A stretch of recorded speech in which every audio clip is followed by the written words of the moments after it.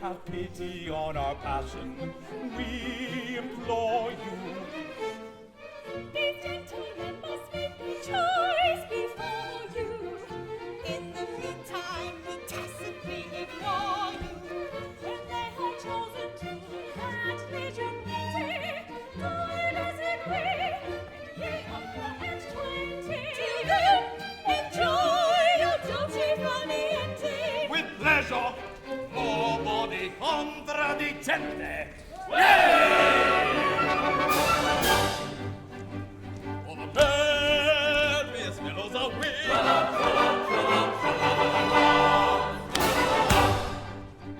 That fly on the emerald sea.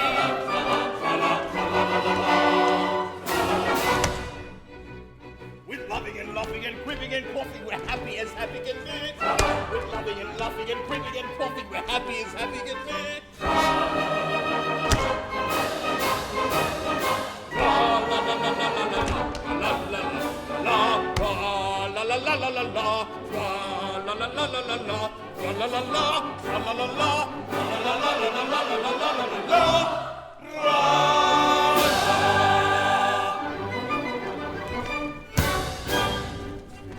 It's sorrow with nothing to do.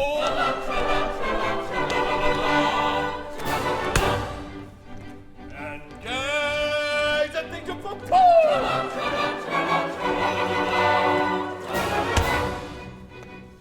And jealousy, yellow, unfortunate fellow, we're drowning the shimmering glow. And jealousy, yellow, unfortunate fellow, we're drowning the shimmering glow.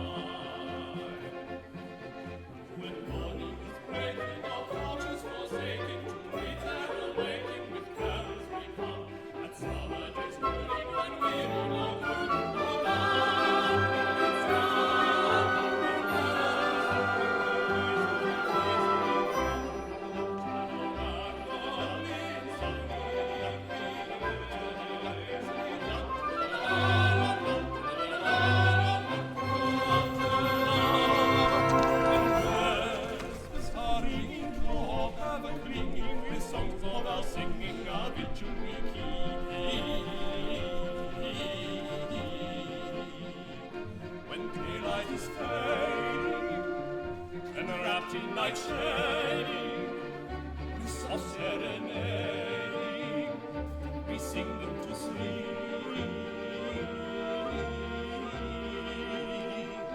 Soft serenading, we sing them to sleep. With soft serenading, we sing them to sleep.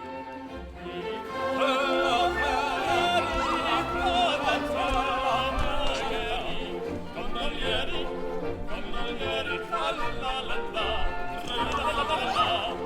Gondolieri, gondolieri, la la la la la,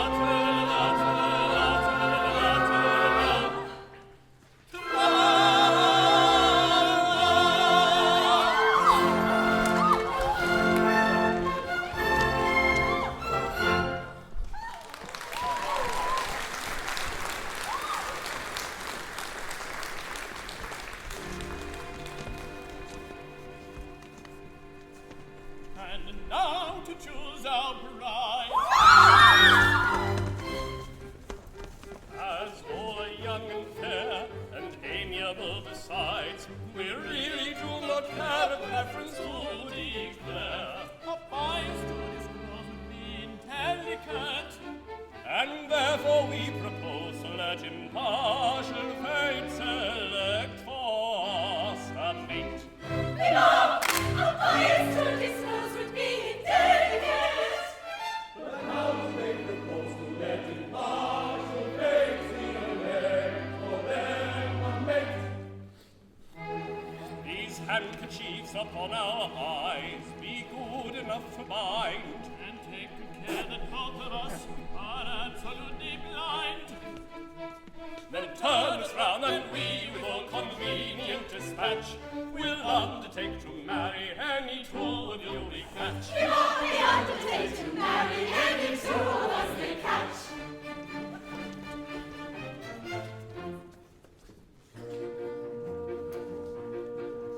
Are you peeping? Can you see me? Talk and keeping, talk and dreaming. If you're blinded, truly say so. All right-minded plays, play so. Conduct shady, thee or cheating, surely thee deserve a beating. This too much is mere and smoking, conduct such is truly shocking. You can spice and shut your eyes, you can spice and shut your eyes. You may take my advice, you can see so, don't you please, you can see so, don't you please. That will do, that better piece, that will do, that better piece. My papa, he keeps 3 horses, black and white and dappled racer. Turn 3 times and take your courses, catch whichever girl you racer. My papa, he keeps 3 horses, black and white and apple racer. Turn 3 times and take your horses, catch whichever girl you racer. My papa, he keeps 3 horses, black and white and apple racer. I've at length achieved a capture. This is Tessa. Rapture, rapture. Rapture, rapture. To me, Jeanette, fate has granted just the very girl I wanted. Just the very girl we wanted. If you'd rather change, Oh my goodness, this indeed is simple rudeness. I've no preference whatever. Listen to him.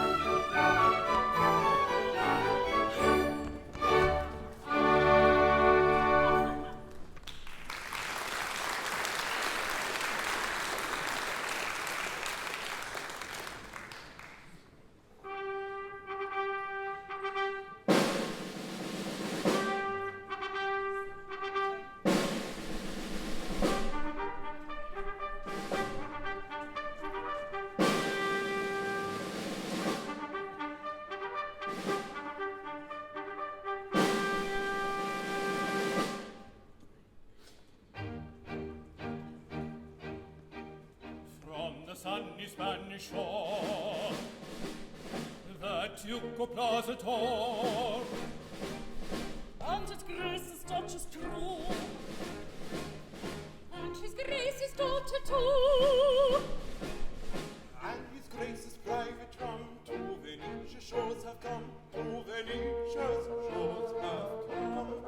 And if never, never, never back to Spain, never, never, never, never see her again. Never, never, never, never, never, never, never, never, never, never see her again. neither that grandee from Spanish shore, the noble Duke of Plazator, Now his grace's Duchess staunch and true, you may add his grace's daughter too. Nor his grace's own particular drum to Venetian shores will come, to Venetia's shores will come. If never, never, never come back to Spain, never, never, never, never see her again. Never, never, never, never, never, never, never, never, never, never, never See her again. never, never, never, never, never, never, See her again.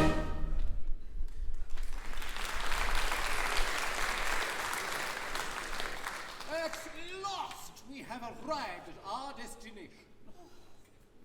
This is the Ducal Palace, and it is here that the Grand Inquisitor resides.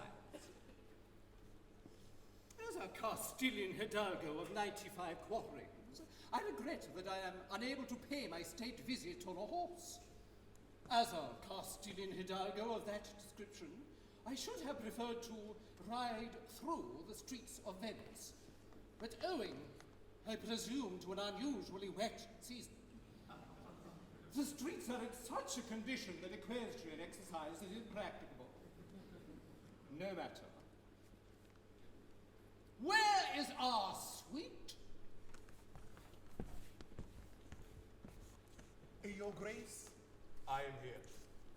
Why do you not do yourself the honor to kneel when you address his grace? My lord, it is so small a matter. Still, you may as well do it.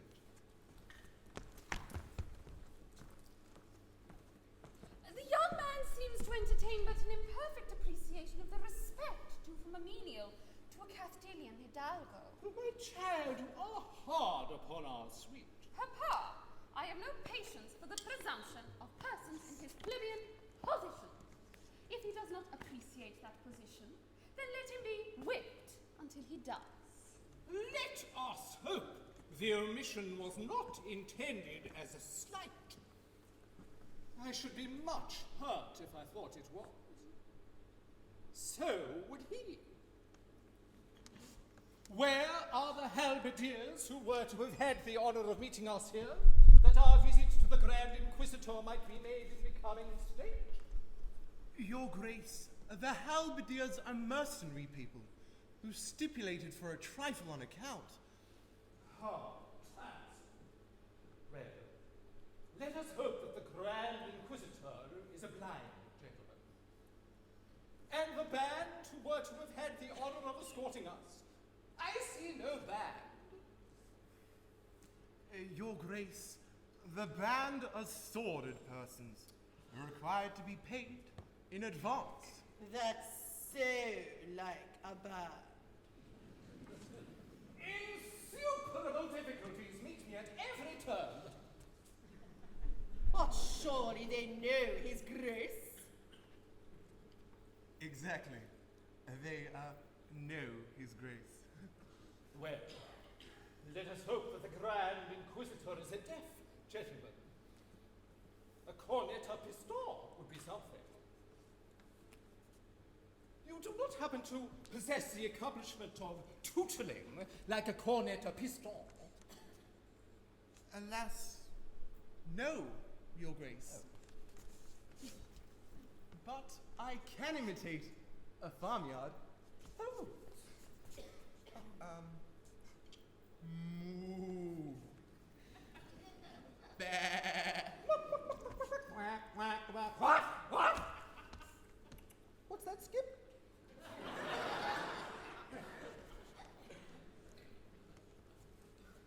I don't see how that would help us. I don't see how we could bring it in. It would not help us in the least. We are not a parcel of braziers come to market. Dot. My child, how sweet feelings. Be so good as to ring the bell and inform the Grand Inquisitor that His Grace, the Duke of Placidoro, Count Matadoro, Baron Picadoro, And sweet, have arrived at Venice and seek A desire. demand an audience. Your Grace has but to command. I felt sure of it. And now, my love, shall we tell her? I think so. And now, my love, prepare for a magnificent surprise. It is my agreeable duty to reveal to you a secret which should make you the happiest young lady in Venice. a secret which for state reasons it has been necessary to preserve for 20 years.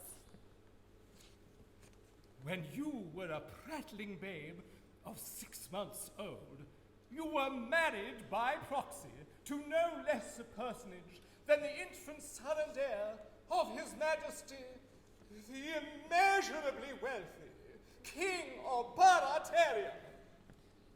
Married to the infant son of the King of Barataria. Was I consulted? Well, then it is a most unpardonable liberty. Consider his extreme youth and forgive him. Shortly after the ceremony, that misguided monarch abandoned the probity of his forefathers and became a national secretary of the Health Services Union. The Grand Inquisitor, determined that the innovation should not be perpetuated in Barataria, caused your smiling and unconscious husband to be stolen and conveyed to Venice. A fortnight since, the dubious monarch and all his court were killed in an insurrection. And we are here to ascertain the whereabouts of your husband and hail you, our daughter, as Her Majesty, the reigning Queen of Barataria. Your Majesty.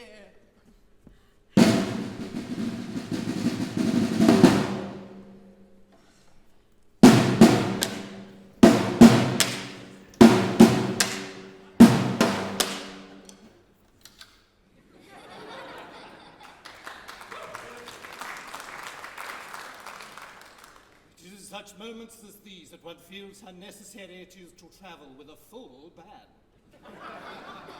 I, the Queen of Barataria? But I've nothing to wear. We're practically penniless. That point has not escaped me. Although I am unhappily in straitened circumstances at present, my social influence is something enormous. And a company to be called the Duke of Placidoro Limited is in course of formation to work me. An influential directorate has been secured, and I shall myself join the board after allotment. Am I to understand that Her Majesty, the Queen of Barataria, may be called upon at any time to witness her honored sire in process of liquidation? The speculation is not exempt from that drawback. If your father should stop, it will of course be necessary to wind him up. Oh, but it's so undignified, so degrading. A grandee of Spain turned into public company? Such a thing was never heard of. My child, the Duke of Placidoro does not follow fashions. He leads them. He always leads everybody. When he was in the army, he led his regiment. He occasionally led them into action. He invariably led them out of it.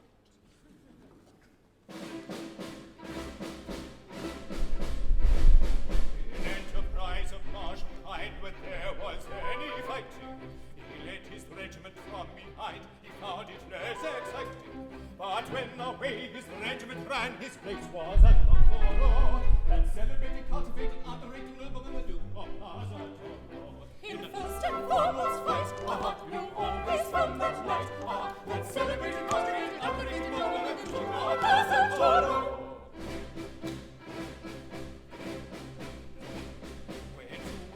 Instructions had to hide, they all were sleeping. No soldier in that gallant band hit half as well as he did. He lay concealed throughout the war, and so pleased out his score. That unaffected, undetected, well-connected warrior, Duke of Plaza. In every thought he did, he always took the lead. That unaffected, undetected, well-connected warrior, the Duke of Plaza.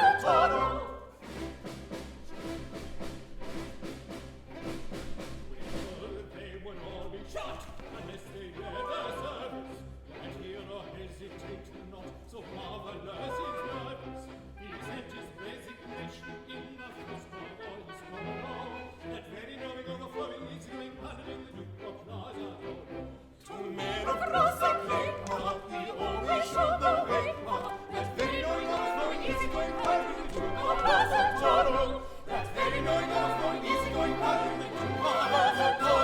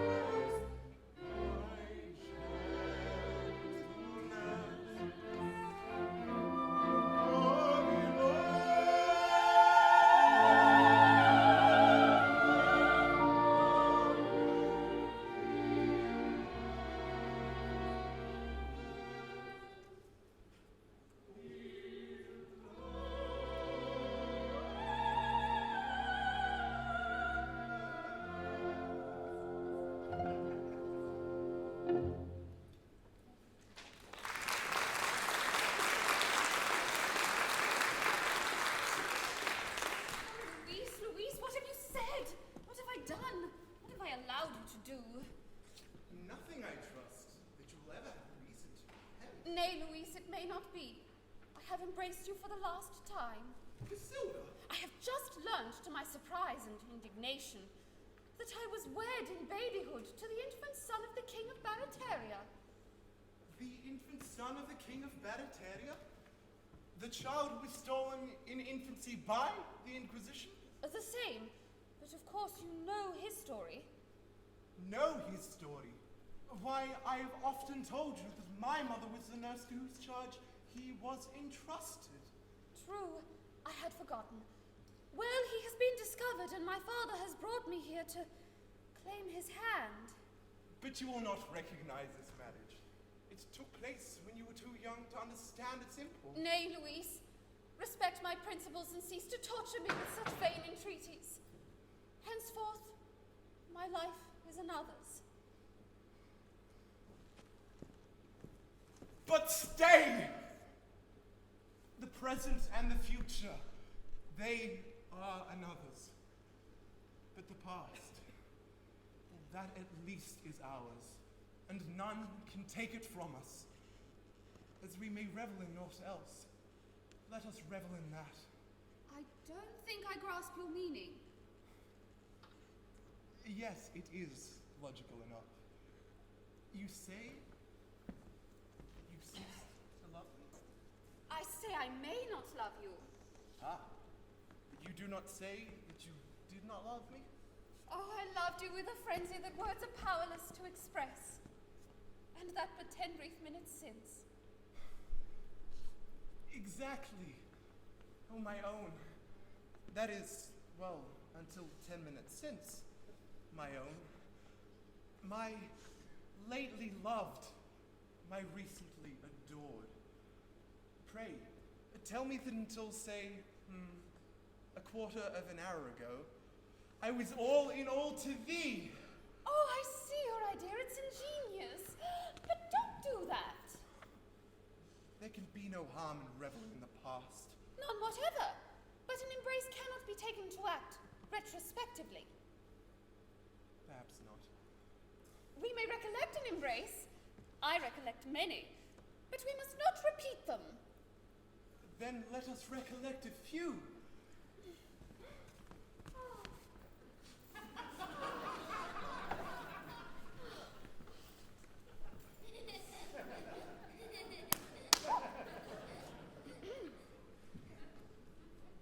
Oh, Casilda, you were to me as the sun is to the earth.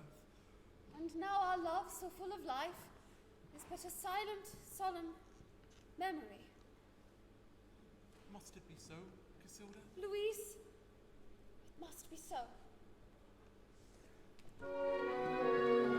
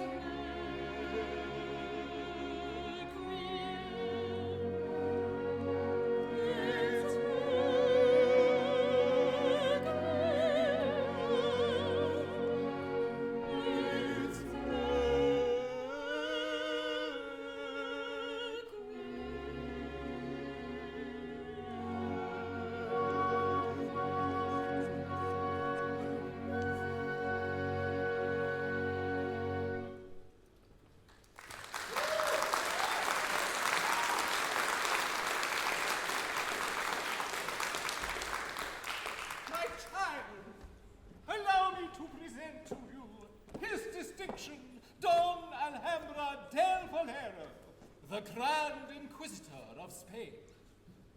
It was his distinction who so thoughtfully abstracted your infant husband and brought him to Venice. So this is the little lady who is so unexpectedly called upon to assume the functions of royalty. And a very nice little lady, too. Jimp, isn't she? Distinctly jimp. Allow me. Naughty temper. You must make some allowance. Her Majesty's head is a little turned by her access of dignity. I could have wished that Her Majesty's access of dignity had turned it in this direction. Unfortunately, if I am not mistaken, there appears to be some little doubts as to His Majesty's whereabouts. A doubt as to his whereabouts? Oh, Louise, we may yet be saved. A doubt? No, dear, no. No doubt at all. He is here in Venice, applying the modest but picturesque calling of a gondolier. I could give you his address. I see him every day. In the entire annals of our history, there is absolutely no circumstance so entirely free from all manner of doubt of any kind whatever. Listen, and I'll tell you all about it.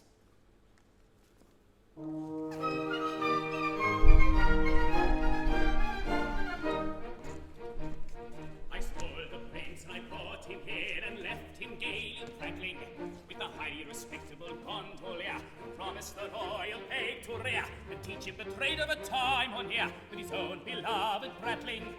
Both of the babes were strong and stout, and considering all things clever, of that there is no manner of doubt, no probable possible shadow of doubt, no possible doubt whatever, no possible doubt whatever. But owing I'm much disposed to fear to his terrible taste for tipping, that highly respectable gondolier could never declare with a mind sincere which of the two is his offspring dear, and which the royal strictly, which was which he could never make out, despite his best endeavour. But that there is no manner of doubt, no probable possible shadow of doubt, no possible doubt whatever, no possible doubt whatever. Time sped, and when at the end of a year I sought that infant cherished, that highly respectable gondolier was lying a corpse on his humble bier. I dropped a Grand Inquisitor's tear. That gondolier had perished, a taste for drink combined with gout had doubled him up forever. Of that there is no manner of doubt, no probable possible shadow of doubt, no possible doubt whatever, no possible doubt whatever. The children followed his old career, this statement can't be parried, of a highly respectable gondolier, well, one of the two who will soon be here.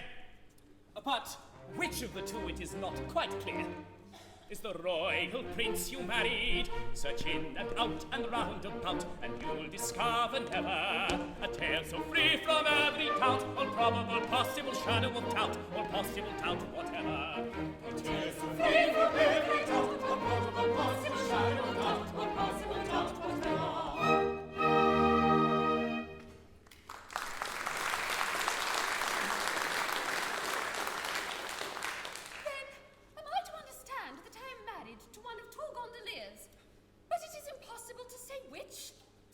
Without any doubt of any kind whatever. But be reassured, the nurse to whom your husband was entrusted is the mother of the musical young man who is such a past master of that delicately modulated instrument. She can, no doubt, establish the king's identity beyond all question. Heavens! How did he know that? I read it in her metadata. The Grand Inquisitor is always up to date. His mother is at present the wife of a highly respectable and old established brigand who carries off an extensive practice in the mountains around Cordova. Accompanied by two of my emissaries, he will set off at once for his mother's address. She will return with them, and if she has any difficulty in making up her mind, the persuasive influence of the torture chamber will jog her memory. But bless my heart, consider my position.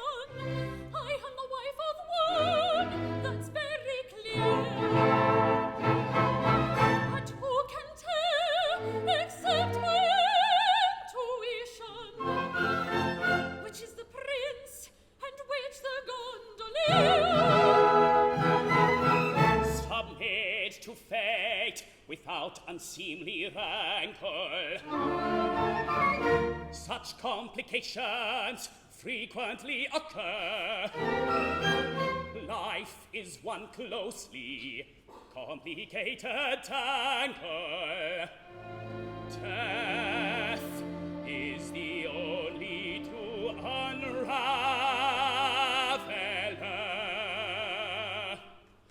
Try me lifelong, we can never straighten out life's tangled stain.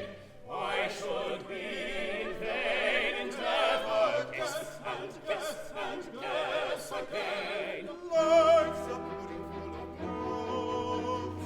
As a kettle that belongs. Life's a pudding full of plums. Cares a canker that belongs. Wherefore waste our elocution on impossible solution? Life's a pleasant institution. Let us take it as it comes. Let us take it as it comes.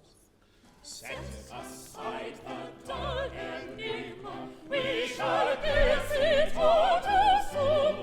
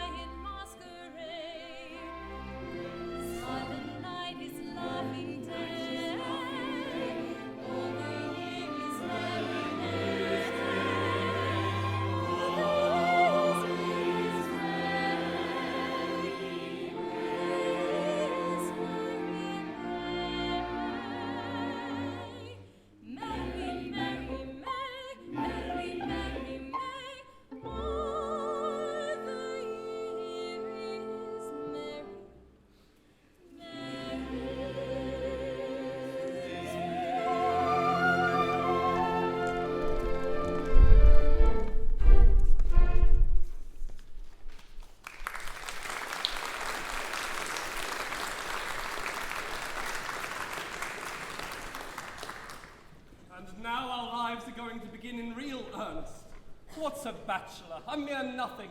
He's a chrysalis. He can't be said to live. He exists. Yes, what a delightful institution marriage is. Why have we wasted all this time? Why weren't we married 10 years ago? Well, because you couldn't find anybody nice enough. Because you were waiting for us. I suppose that was the reason.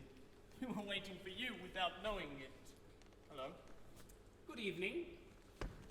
If this man's an undertaker, it's a bad omen. Ceremony of some sort going on. He is an undertaker. No, just a small, unimportant family gathering. Nothing in your line. Somebody's birthday, I suppose. Yes, mine. And mine. And mine. Curious coincidence. And how old may you all be? Oh, it's a rude question. But about 10 minutes. Remarkably fine children, but surely you were jesting. In other words, we were married about 10 minutes since. Married? You don't mean to say that you are married? Oh, yes, we are married. What, both of you? All four of us. Bless my heart. How extremely awkward. You don't mind, I suppose. Oh, you were not thinking of either of us for yourself, I presume? Oh, Giuseppe, look at him. Oh, he was. Oh, he's heartbroken. No, I wasn't.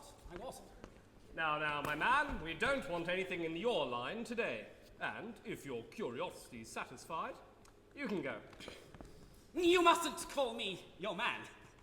It's a liberty. I don't think you know who I am. Not we indeed. We are jolly Gondoliers, the sons of Baptista Palmieri, who led the last revolution. Republicans, heart and soul, we hold all men to be equal. As we abhor oppression, we abhor kings. As we detest vain glory, we detest rank. And as we despise effeminacy, we despise wealth. We are Venetian Gondoliers, your equals in everything except our calling, and in that at once your masters and your servants. Bless my heart. How unfortunate.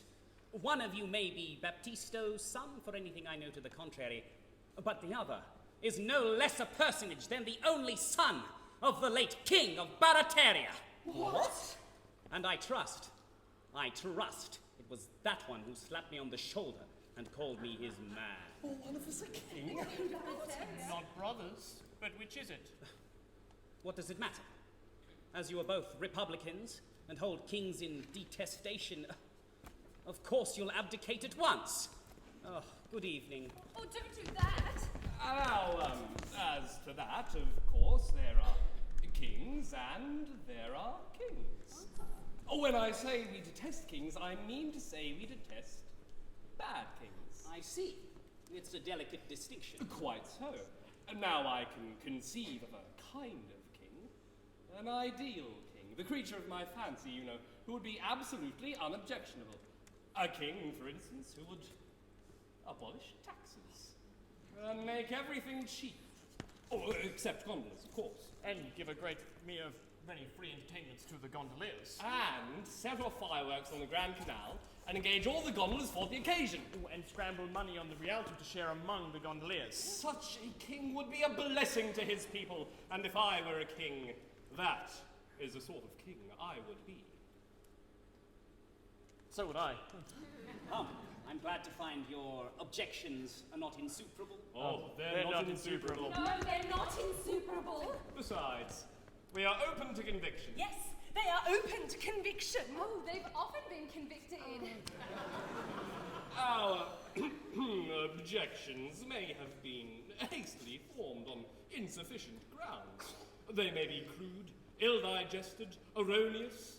I've a very poor opinion of the politician who is not open to conviction. Oh, he's a fine fellow. Yes, that's the sort of politician for my money. Then we'll consider it settled. And now, as the country is in a state of insurrection, it is absolutely necessary that you should assume the reins of government at once. And until it is ascertained which of you is to be king, I have arranged that you will reign jointly, so that no question can arise hereafter as to the validity of any of your acts. As one individual. As one individual. Like... This? Something like that. And we may take our friends with us and give them places about the court? Undoubtedly. That's always done. Oh, I'm convinced. So am I. Well, then the sooner we're off, the better. Yes. We'll just run home and pack up a few things. Stop! Stop. That won't do at all. Ladies are not admitted. What? Not admitted. Not at present. Afterwards, perhaps. We'll see. Why? You don't mean to say you intend to separate us from our wives? This is very awkward. Only for a time. A few months. After all, what is a few months? But we've only been married for half an hour.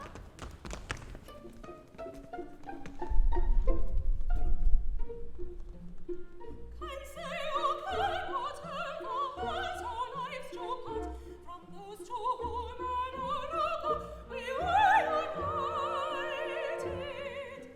Before your flowing hopes you step, a look at them and pause before you do this blow all uninvited. You men can never understand what heart and hand cannot be separated when we go on. The same of only women's place to idolize and only women's hearts or men to set you burning.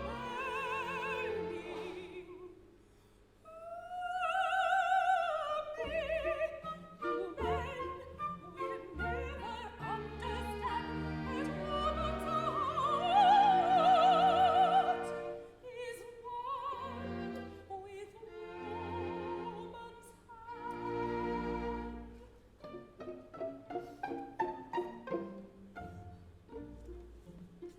Some kind of charm you seem to find in womankind, some source of unexplained delight, unless you're jesting.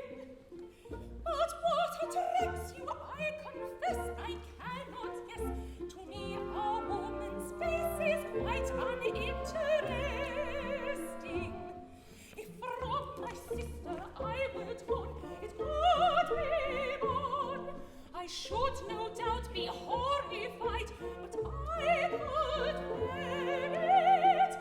That Marco's quite another thing. He is my king, he has my heart, but none beside shall ever share it. You men will never understand that woman's heart is one with woman's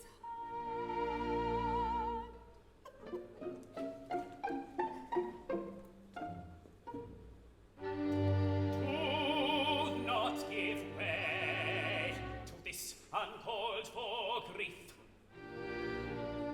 Your separation will be very brief.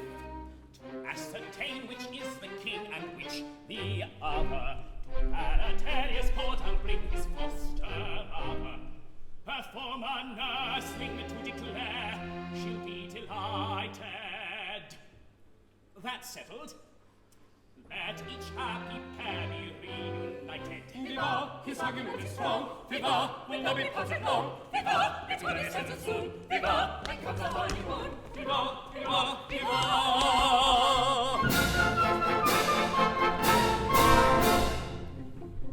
If one of us would be a queen and sit on the roof throne, with a crown instead of a hat on her head and diamonds on her own, with a beautiful robe of gold and green, I've always understood. I wonder whether she'd wear a feather.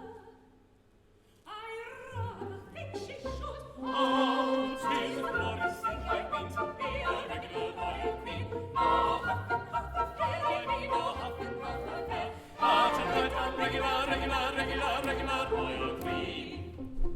She'll drive about in a carriage and pair with the king on her left-hand side, with a milk-white horse as a matter of course whenever she wants to ride, with beautiful silver shoes to wear upon her dainty feet, with endless stocks of beautiful frocks, and as much she wants to eat. Oh, 'tis a glorious thing by queens to be a regular royal queen. No huff and puff affair, I mean no huff and puff affair. Oh, to ride down regular royal queen. Wherever she condescends, you won't be sure she'll show that bat. With a haughty stand, losing the air of an aristocrat. And elegant high society talk, she'll bear away the ball. With a how do you do, and a how are you, and I trust I see you well. Oh, 'tis a glorious thing by queens to be a regular royal queen. No huff and puff affair, I mean no huff and puff affair. Oh, to ride down regular royal queen. And the noble lords will scrape and bow and double themselves in two, and open their eyes in wide surprise at whatever she likes to do. And everybody will around leave how she's fair as flowers in May, and say, how clever, at whatsoever she condescends to say. Oh, 'tis a glorious thing by queen to be a regular royal queen. No huff and puff affair, I mean no huff and puff affair. Oh, to ride down regular royal queen. Oh, 'tis a glorious thing I mean to be a regular royal queen. Ride down regular royal queen.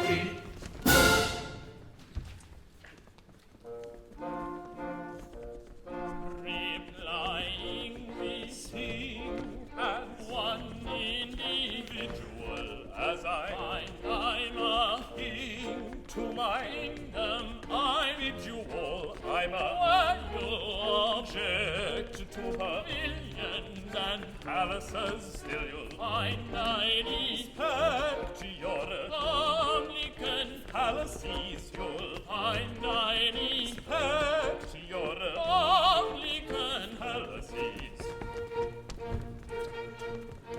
As they know we object to pavilions and palaces, how can they respect our republican palaces?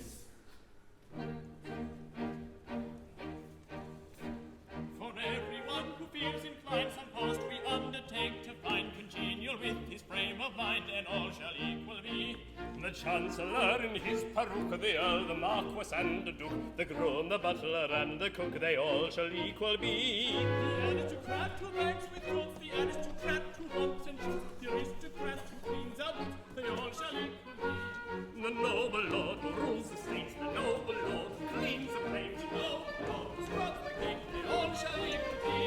The Lord High Bishop of the Jokes, the Lord High Coachman on the block, the Lord High Vagabond in the stocks, they all shall equal be. For everyone who feels inclined, suppose we undertake to find congenial with his frame of mind, congenial with his frame of mind, and all shall equal be. Sing high, sing low, wherever they go. Sing high, sing low, wherever they go. Wherever they go, wherever they go, they all shall equal be. Sing high, sing low, wherever they go. Sing high, sing low, wherever they go. Wherever they go, wherever they go, they all shall equal be.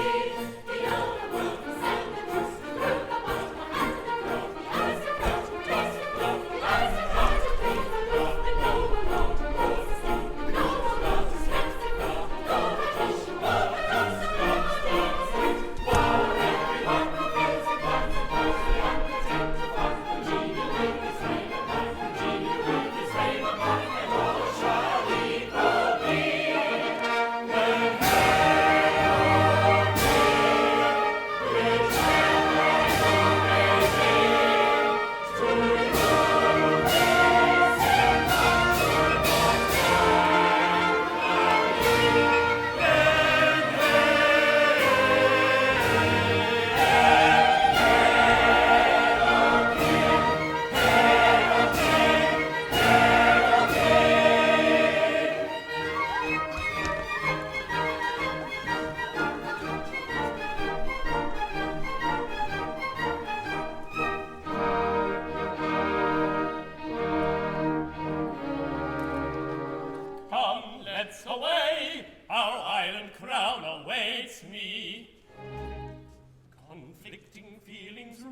my soul apart.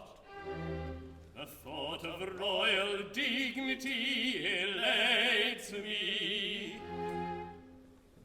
But leaving thee behind me breaks my heart.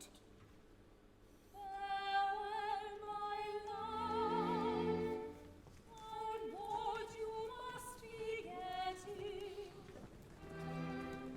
But while upon the sea you gaily roam,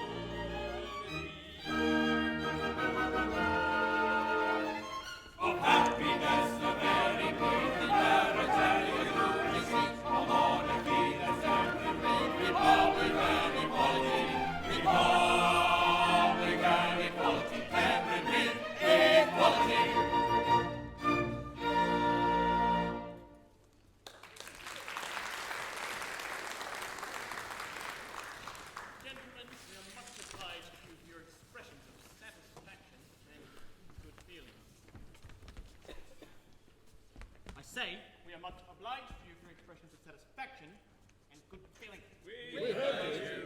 We are delighted at any time to fall in with sentiments so charmingly expressed. That's all right. There is one small grievance that we should like to ventilate. What? Don't be alarmed, it's not serious. It is arranged that until it can be decided which of us two is the actual king, we are to reign as one person. Exactly.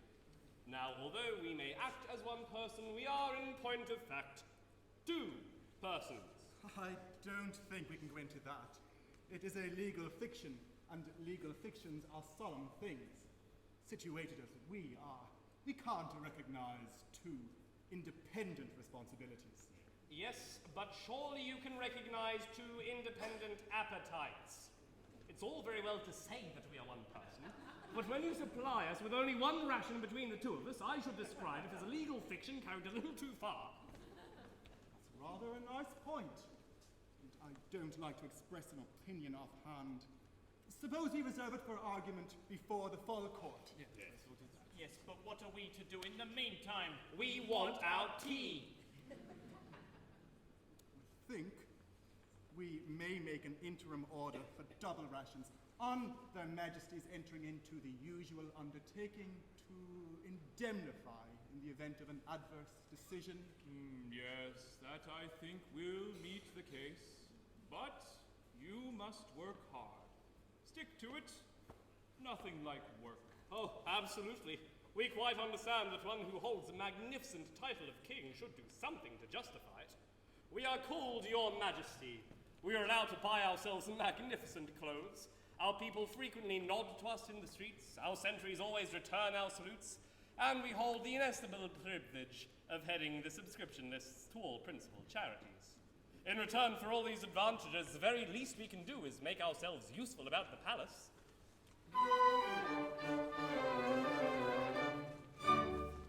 Rising early in the morning, we proceed to light the fire. Then our majesty adorning in its workaday attire, we embark without delay on the duties of the day. First we polish off some batches of political dispatches and foreign politicians circumvent. Then if business isn't heavy, we may hold a royal levy or ratify some act of parliament.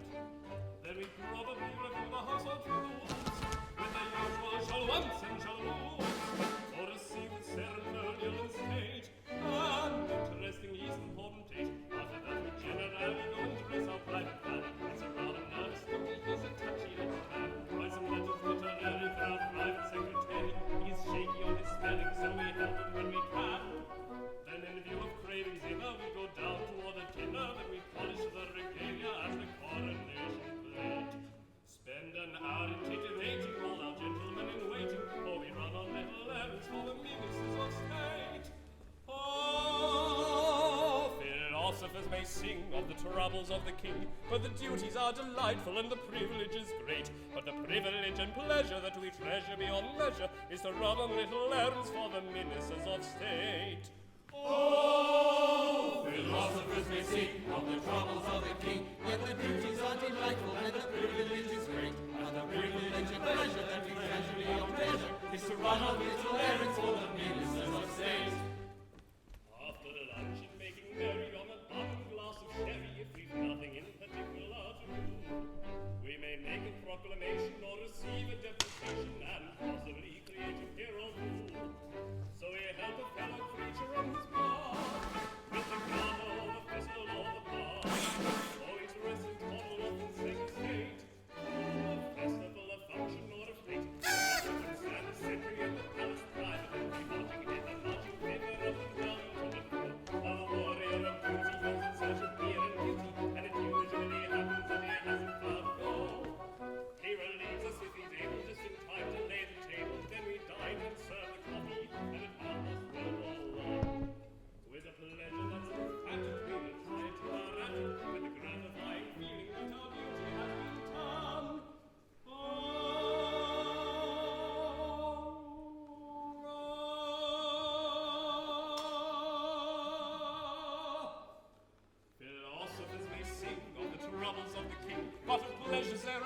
and of worries there are none. And the culminating pleasure that we treasure beyond measure is a gratifying feeling that our duty has been done. Oh, philosophers may sing of the troubles of the king, and of the pleasures there are many, and of worries there are none. And the culminating pleasure that we treasure beyond measure is the gratifying feeling that our duty has been done.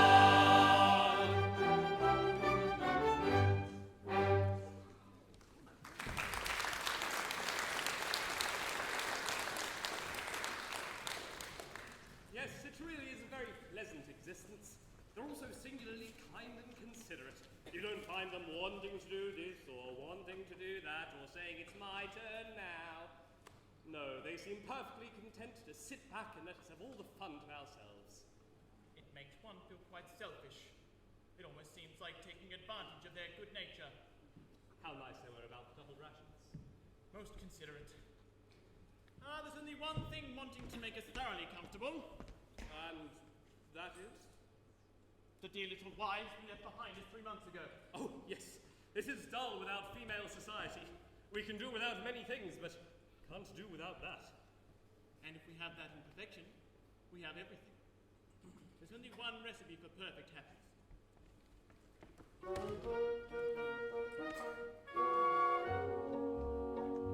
Take a pair of sparkling eyes, hidden ever and anon in a merciful eclipse. Do not heed their mild surprise, having passed a Rubicon. Take a pair of rosy lips. Take a figure trimly planned, such as admiration weds. Be particular in this. Take a tender little hand, fringed with dainty fingerets. Press it, in parenthesis. Take all these, you lucky man. Take and keep them if you can. If you can, take all these, you lucky man. Take and keep them if you can. If you can.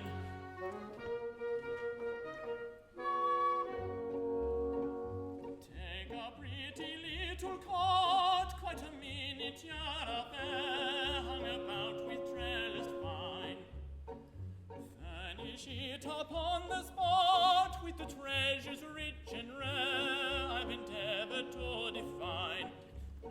Live to love and love to live, you will ripen at your ease, growing on the sunny side.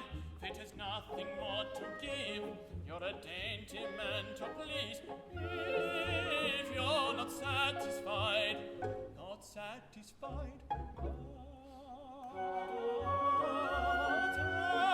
my counsel, happy man, act upon it if you can, if you can.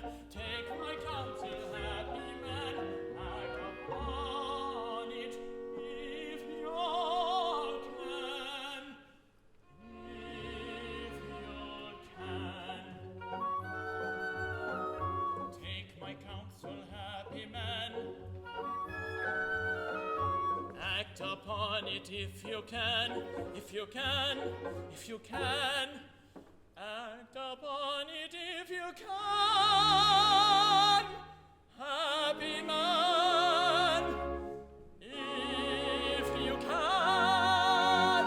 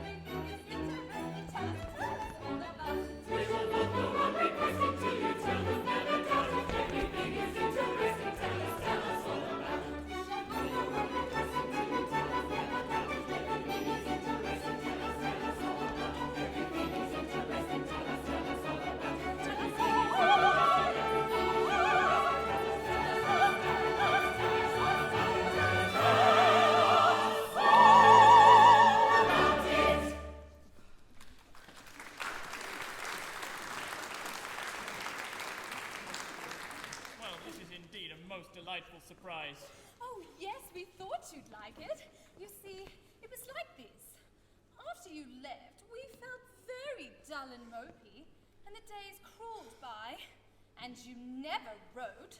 So at last I said to Janetta, I can't stand this any longer. Those two poor monarchs haven't got anybody to mend their stockings or sew on their buttons or patch up their clothes. At least I hope they haven't. Let us all pack up a change and go and see how they're getting on. And she said done, and they all said done, and I asked Jacopo to let us dispose, and he said done, and we crossed the sea, and thank goodness that's done, and here we are, and I'm done. And now, which of you is king? And which of us is queen? That we shan't know until nurse turns up. But enough of that. In the meantime, the question is, how are we going to celebrate the commencement of our honeymoon? Gentlemen, will you allow us to offer you a magnificent banquet? We will! Thanks very much. And ladies, what do you say to a dance? A banquet and a dance? This is too much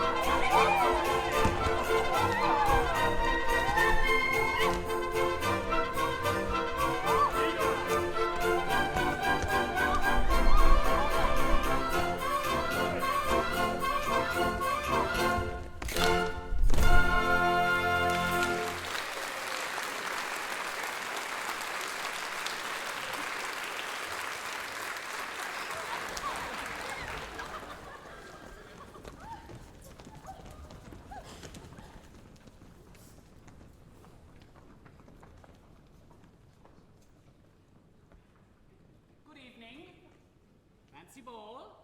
No, just a small friendly dance. Sorry you're late. But I saw a groom dancing, and a footman. That's the Lord High Footman. And dear me, a common little drummer boy. Oh, no. That's the Lord High drummer boy. But surely the servants' hall is the place for these gentry. Oh, no. We have appropriated the servants' hall. It is the royal apartments, accessible only by special tickets, obtainable at the Lord Chamberlain's office. We really must have some place that we can call our own. I'm afraid I'm not quite equal to the intellectual pressure of the conversation. You see, it's very simple.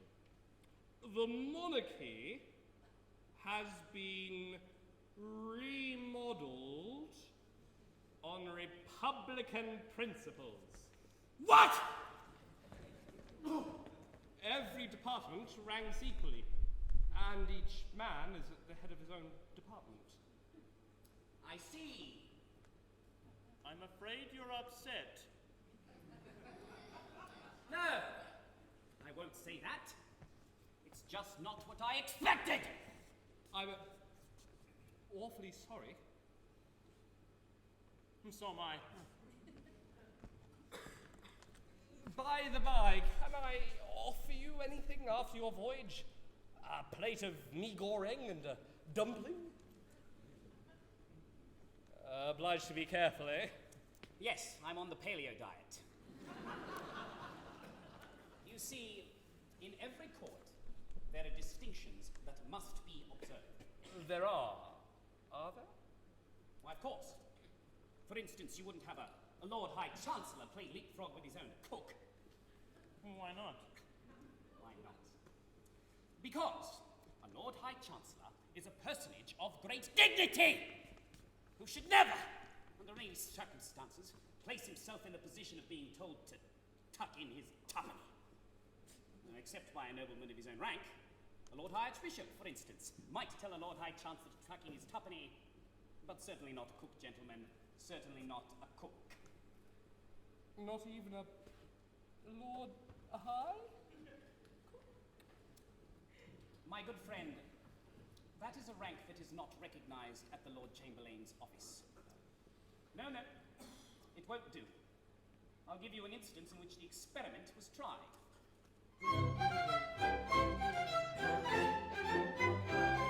There lived a king, as I've been told, in the wonder-working days of old, when hearts were twice as good as gold, and 20 times as mellow. Good temper triumphed in his face, and in his heart he found a place for all the erring human race, and every wretched fellow. When he had relished wine to drink, it made him very sad to think that some a junket or a jink must be content with toddy. With toddy, must be content with toddy. He wished all men as rich as he, and he was rich as rich could be.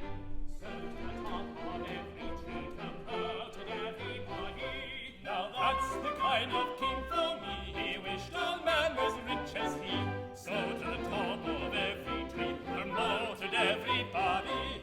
Lord Chancellors were cheap as sprats, and bishops in their shovel hats were plentiful as tabby cats, in point of fact too many. Ambassadors clogged up like hay, by ministers and such as they, like asparagus in pain. The dukes were 3 a penny. On every side field marshals gleamed, small here were lords lieutenant deep, with admirals the ocean's teeth, all round like minions, with admirals around his wide dominions. And party leaders you might meet in 2s and 3s in every street, maintaining with no little heat their various opinions. Now that's a sight you couldn't beat, 2 party leaders in his street, maintaining with no little heat their various opinions. That king, although no one denies, his heart was of abnormal size, yet he'd have acted otherwise if he'd have been a cuter. The end is easily foretold when every blessed thing you hold is made of silver or of gold. You long for simple pewter when you have nothing else to wear but cloth of gold and satin thread. For cloth of gold you cease to care. Up goes the price of shoddy. Of shoddy, up goes the price of shoddy. In short, whoever you might be, to this conclusion you agree. When everyone is somebody, then no one's anybody. Now that's as plain can be. To this conclusion we agree. When everyone is somebody, then no one's anybody.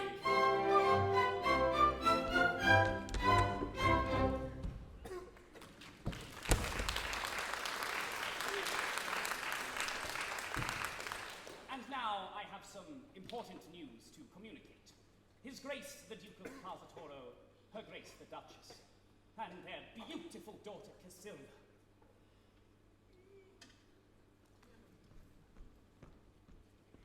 I say their beautiful daughter Casilda. We heard you.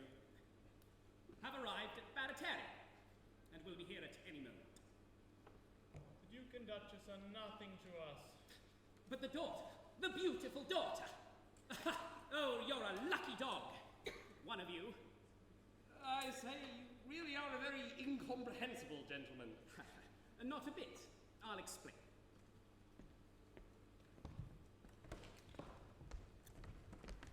Many years ago, when you, whichever you are, were a baby, you, whichever you are, were married to a little girl. That little girl has grown up to be the most beautiful young lady in Spain. That beautiful young lady will be here to claim you, whichever you are, in half an hour, and I congratulate that one, whichever it is, with all my heart. Married when a baby. But we were married 3 months ago. Only one of you. Only one. The other, whichever it is an unintentional bigamist. Well, upon my word! Who are these young people? Oh, who are we? Why, we're their wives, of course. We've just arrived.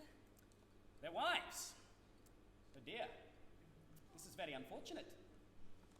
Oh dear. This complicates matters. Dear, dear. What will Her Majesty say? And do you mean to say that one of these monarchs was already married? And that neither of us will be a queen? That is the idea that I intended to convey. Tessa, my Get dear. away! Perhaps it's you! My poor. Don't! Who knows whose husband you are? And pray, why didn't you tell us about it before they left Venice? Because, if I had, no earthly temptation would have induced these gentlemen from leaving two such extremely fascinating and utterly irresistible little ladies. Oh, there's something in that. I may mention that you will not be kept long in suspense, as the old lady who nursed the royal child is at present in the torture chamber, waiting for me to interview her. Oh, poor girl. Hadn't you better go and put her out of her suspense? Oh, no. There's no hurry. She's all right. She has all of the latest women's magazines. However, I'll go and interrogate her. And in the meantime, may I suggest the absolute propriety of your regarding yourselves as single young ladies. Good evening. Well, here's a pleasant state of things. Delightful. One of us is married to 2 young ladies and nobody knows which, and the other is married to 1 young lady whom nobody can identify. And one of us is married to one of you, and the other is married to nobody. But which of us is married to which of you, and what is to become of the other? It's quite simple. Observe. 2 husbands have managed to acquire 3 wives. 2 husbands, 3 wives, that's 2/3 of a husband to each wife. Oh, Mount Vesuvius, here we are in arithmetic. My good sir, one can't marry a vulgar fraction! You have no right to call me a vulgar fraction! They're getting rather mixed. The situation is entangled. Let's try and comb it out.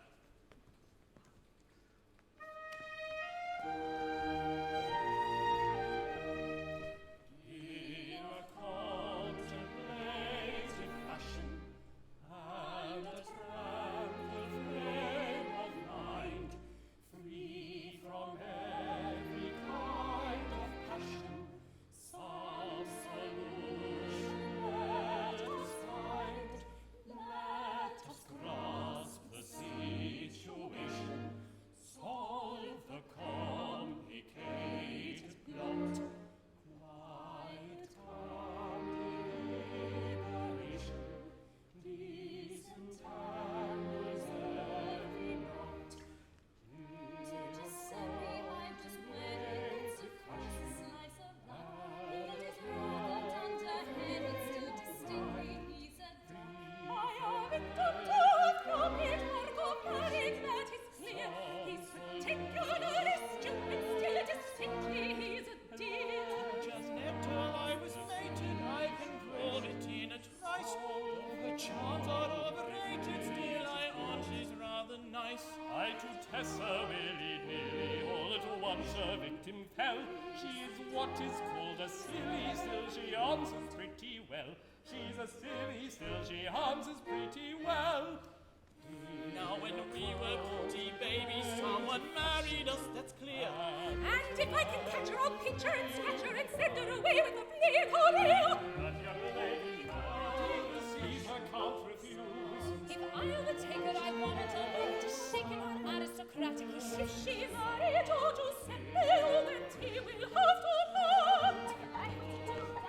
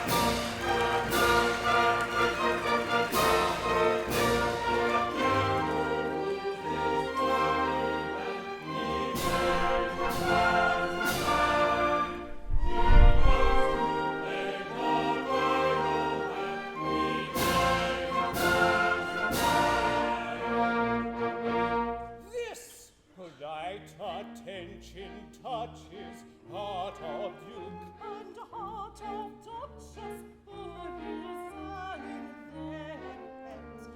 with profound regret.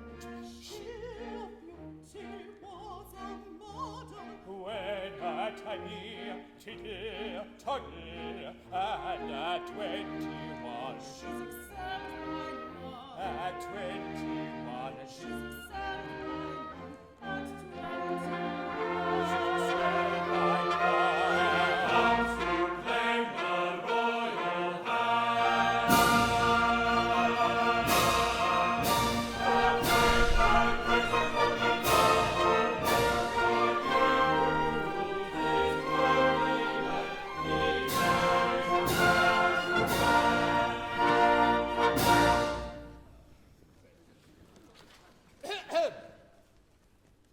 Be good enough to inform His Majesty that His Grace, the Duke of Plaza-Toro Limited, has arrived.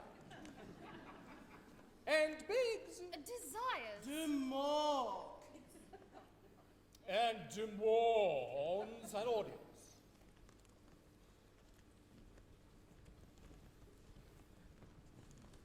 And now, my love, prepare to receive the husband to whom you were united under such interesting and romantic circumstances.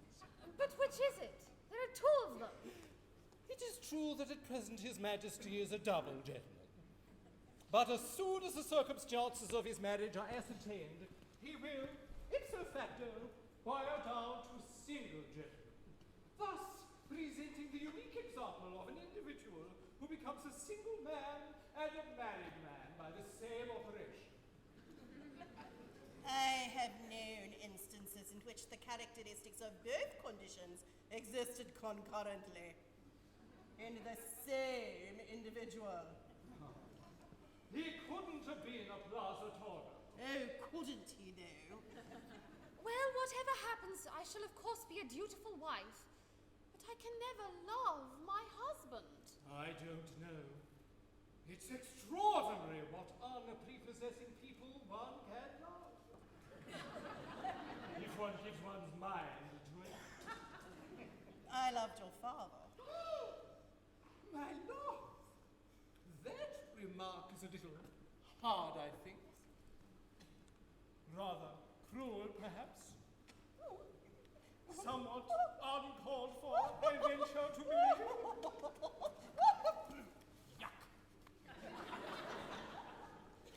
It was very difficult, my dear. But I said to myself, that man is a duke, and I will love him. Several of my relations bet me I couldn't, but I did. Desperately.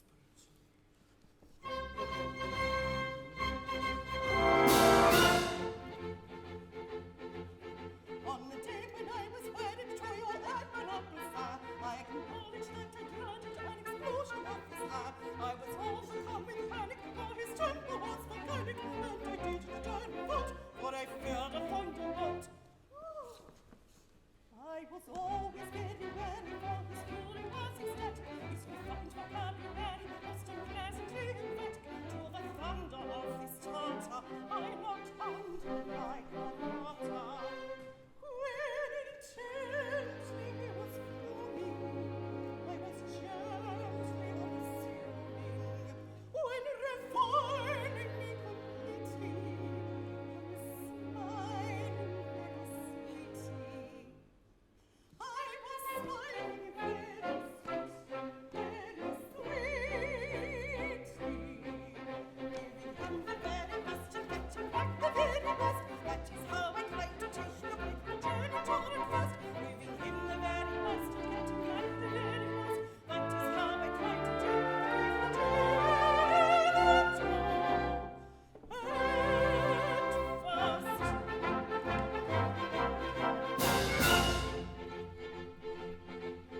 But I found the torrent lines of my frightful appearance, and a person which defiance was my excellent and a gentle intonation of my full determination to see what I could do, to be my fit husband true. 'Twas the only thing that I had to make his temper supple, and he couldn't have desired a more reciprocating couple. Ever willing to be wooing, we were bidding, we were cooing. When I merely from him parted, we were nearly broken-hearted. When in secret we were equally delighted. We were equally delighted. So we double shot to guns and colours, still be true.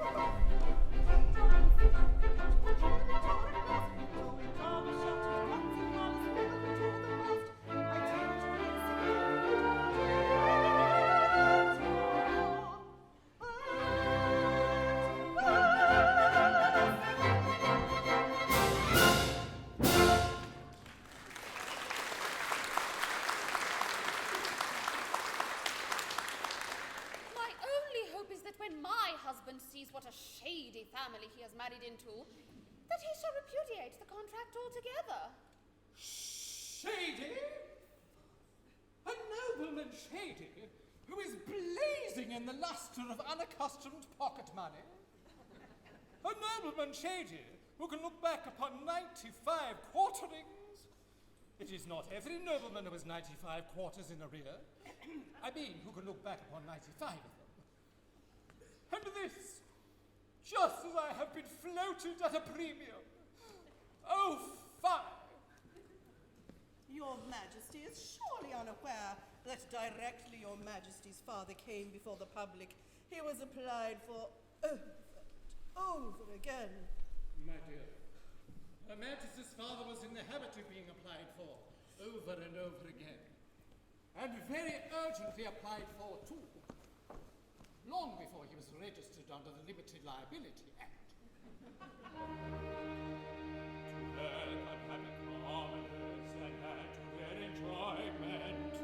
Affords a man of noble rank congenial employment.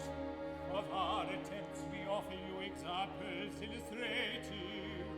The work is light, and I may add, it's most remunerative.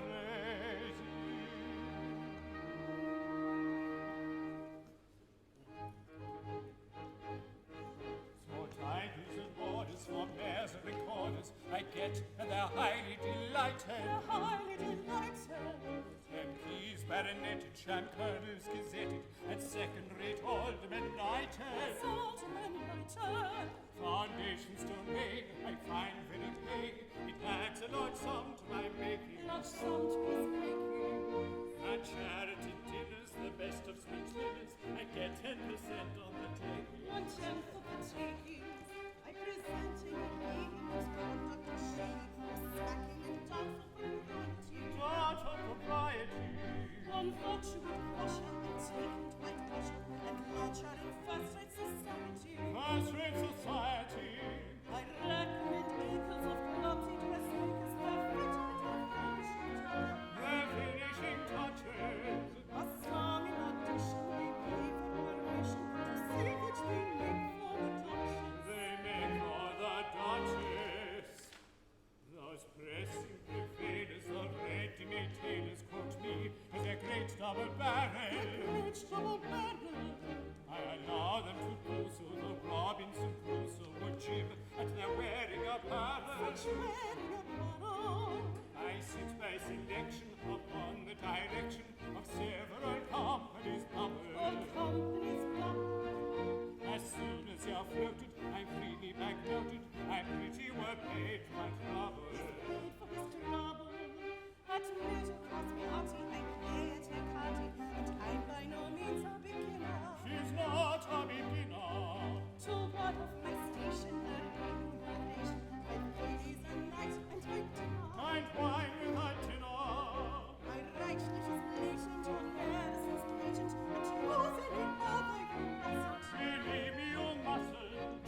And while my complexion derives its perfection from somebody's silk, which it doesn't. It certainly doesn't. We are ready as witness to anyone's fitness to fill any place or preferment. A place or preferment. We're often in waiting at junket or fleeting, and sometimes attend an interment. Enjoy an interment. The shout of kindle, the spark of swindle, your sympathy to your consciousness into your conscience. For good with a debtor, you cannot do better. And trot out a duke or a duchess. A duke or a duchess.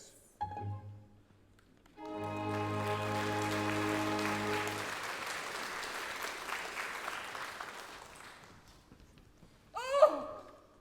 Their Majesties! Your Majesty!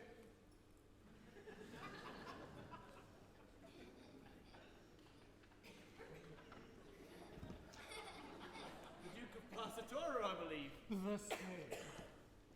Allow me to present The young lady one of us married. Gentlemen!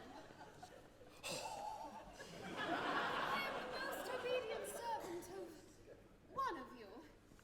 Oh, Louise. I am now about to address myself to the gentleman whom my daughter married.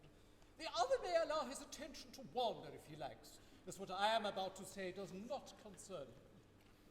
Sir, you will find in this young lady a combination of excellencies such as you would search for in vain in any young lady who had not the good fortune to be my daughter. There is some little doubt as to which of you is the gentleman I am addressing, and which is allowing his attention to wander.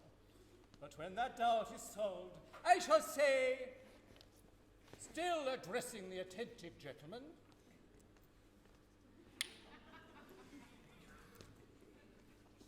take her, and may she make you happier than her mother has made me. So, if possible. And now, there is some little matter to which I think I am entitled to take exception. I come here in state with Her Grace the Duchess and Her Majesty my daughter, and what do I find? Do I find, for instance, a guard of honor to receive me? No. No. The town illuminated? No. No. Refreshment provided? No. No. A royal salute fired? No. No. Triumphal arches erected? No. No. The bell set ringing? No. Yes, one. The doorbell, and I enough. It is not enough. Upon my honor, I'm very sorry, but you see, I was raised on a gondola, and my ideas of politeness pretty well extend to taking off my cap to passengers when they tip me. That's all very well in its way, but it is not enough. I'll take off anything else in good reason. What a royal salute to my daughter. It costs so little. Papa, I don't want a salute. My dear sir, as soon as we know which of us is entitled to take that liberty, she can have as many salutes as she likes. And as for triumphal arches and guards of honor, you don't know our people. They wouldn't stand it. They are very offhand with us, very offhand indeed. Oh, but you mustn't allow that. You must keep them in proper discipline. You must impress your court with your importance. You want deportment, carriage. We've got carriage. Manner, dignity. There must be a good deal of this sort of thing.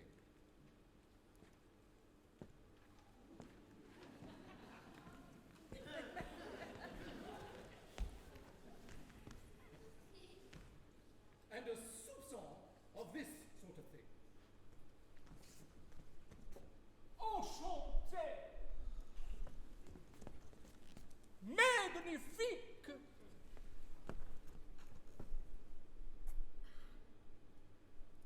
Cabernet Sauvignon! Enchanting! Magnified! Camp Sev? And a little of this sort of thing.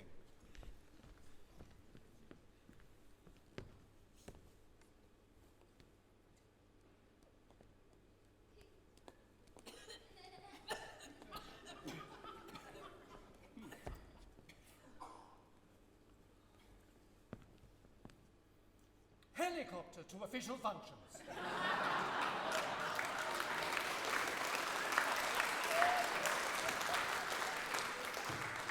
Oh, it's very useful and most effective. Just attend to me. You are a king. I am a subject. Very good.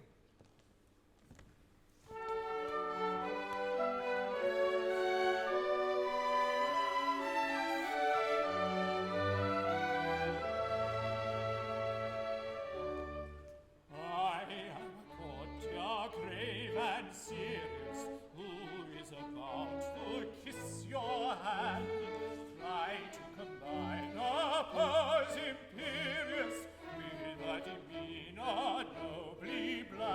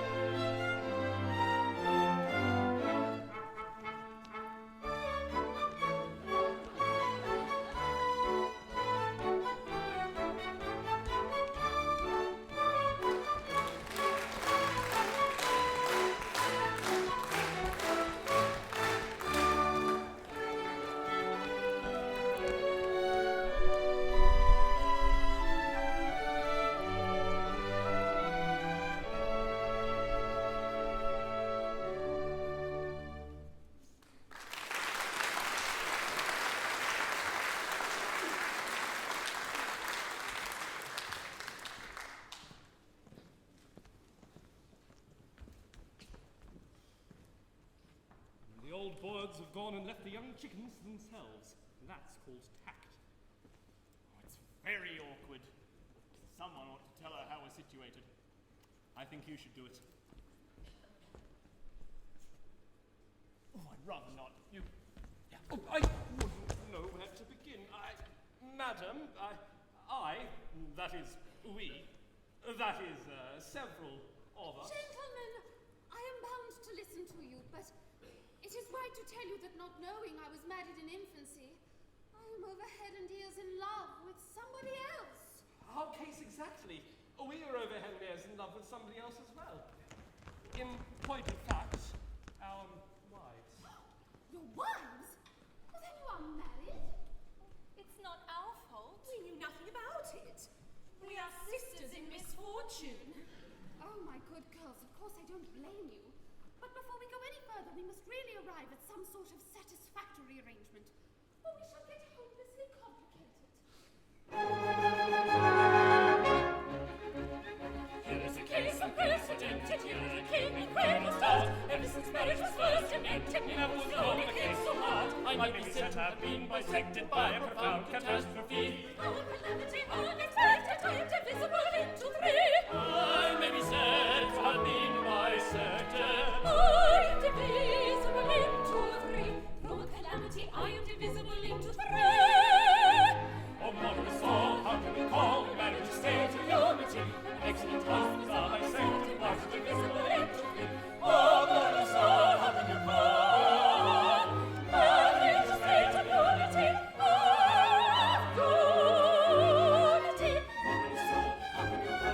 of soul, how can you call marriage a state of unity? Mother of soul, how can you call marriage a state of unity?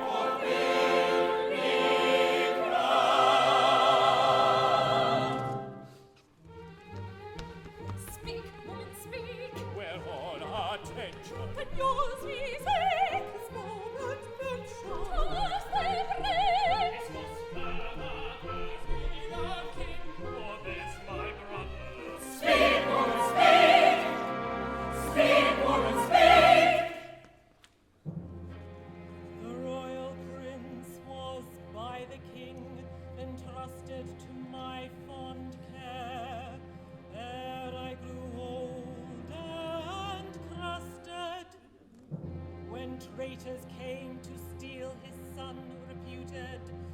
My own small boy I deftly substituted.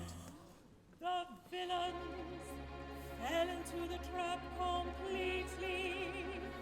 I hid the prince away, still sleeping sweetly. I called him son with pardonable slyness.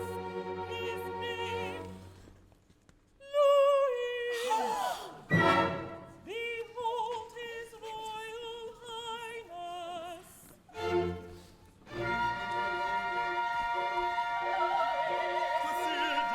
Is this the name